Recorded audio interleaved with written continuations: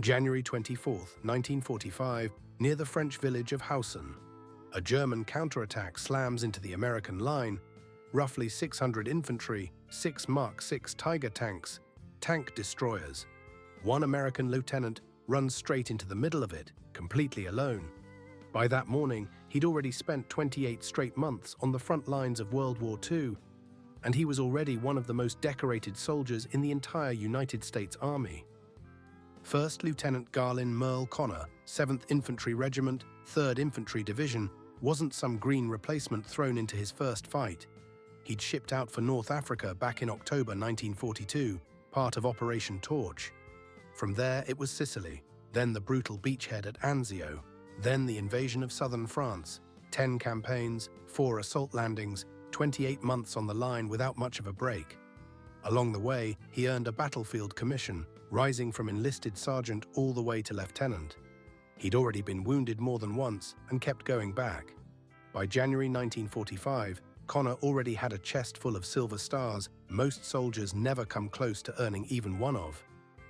At Ponte Rotto, Italy, in January 1944, 4 men had already tried and failed to take a fortified house, pinning down his company with machine gun fire.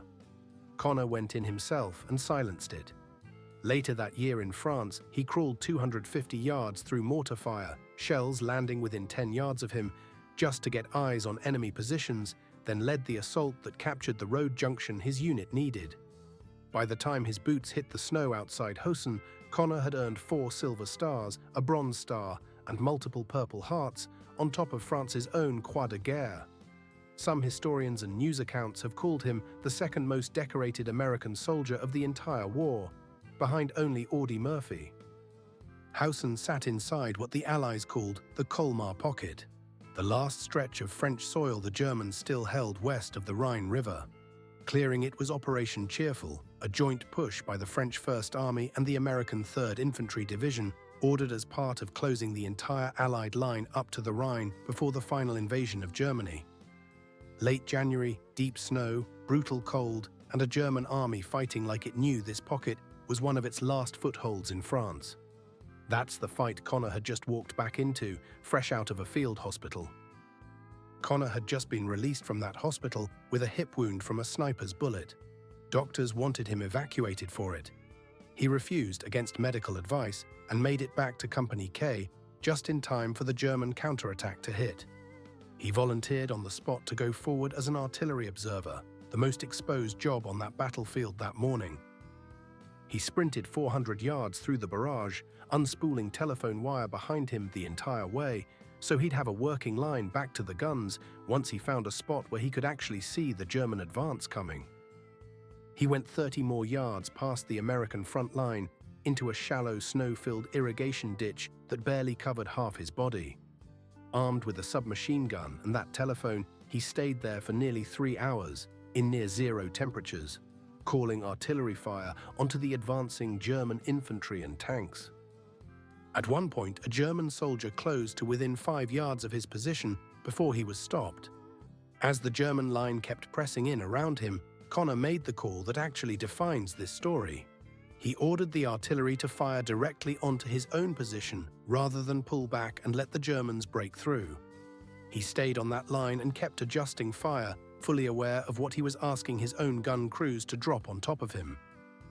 By the time the attack broke, the artillery Conner directed had killed an estimated 50 German soldiers and wounded at least 100 more. The German counterattack was stopped cold. His battalion held its ground, and the line at Houssen didn't fall. 2 days later, a few miles away, inside that same Colmar Pocket, another soldier from that same 3rd Infantry Division did something almost identical. Climbing onto a burning tank destroyer, he used its machine gun to hold off a German attack of tanks and infantry, alone, in the open. That soldier was Audie Murphy, and his Medal of Honor was approved within months, then turned him into one of the most famous American soldiers and later movie stars of the century. Conner's actions, days earlier, in that same freezing pocket of France, against similar odds, got the Distinguished Service Cross instead. His Medal of Honor took 73 years. Conner's battalion commander recommended him for the Medal of Honor. What actually came through was the Lesser Distinguished Service Cross, presented by a lieutenant general. Exactly why the recommendation was downgraded was never clearly documented. Record-keeping in the chaos of that winter campaign was far from perfect, and by the time anyone went looking decades later, key paperwork simply wasn't there. Conner himself never fought it. He went home to Kentucky, and for most of his life, he barely spoke about any of it. Part of why cases like this take decades comes down to paperwork, literally.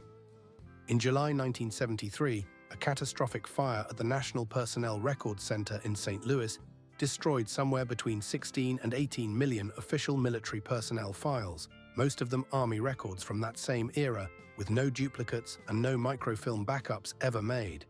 It's a huge, well-documented reason so many World War II valor recommendations became nearly impossible to fully reconstruct decades later. Not a cover-up, just paper that no longer existed by the time anyone came looking.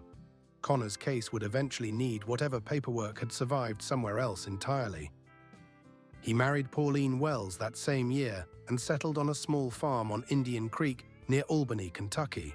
No electricity, no running water, working the land with mules and horses. When the government bought the property in 1950 to flood it for Lake Cumberland, they relocated to Roland in Clinton County. Conner raised cattle, served 17 years as president of the Clinton County Farm Bureau, and spent enormous amounts of time helping other veterans navigate their own benefits claims. When people asked about the war, his standard answer was some version of, "We went over there, we did what we had to do, and it needs to stay over there."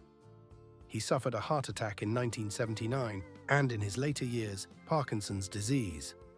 He died in November 1998, still on paper, just a Distinguished Service Cross recipient. The story might have ended there. Then in 1996, a Wisconsin veteran and former Green Beret named Richard Chilton came looking for information about his own late uncle, who had served alongside Conner and been killed at Anzio. What Chilton found instead, sitting on that quiet Kentucky farm, was a soft-spoken old farmer holding a record that didn't remotely match the life he'd been living for 50 years. Chilton started asking questions, and the case slowly built. A Louisville Courier-Journal columnist picked up the story and gave it real attention. A local Clinton County resident, who'd known Conner for years without knowing any of this, joined the effort. Kentucky Congressman Ed Whitfield's office eventually tracked down long-buried eyewitness affidavits inside the National Archives, documentation earlier reviews simply never had access to.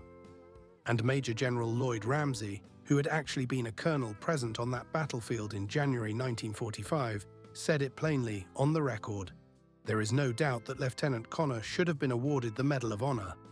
It still wasn't enough, not yet."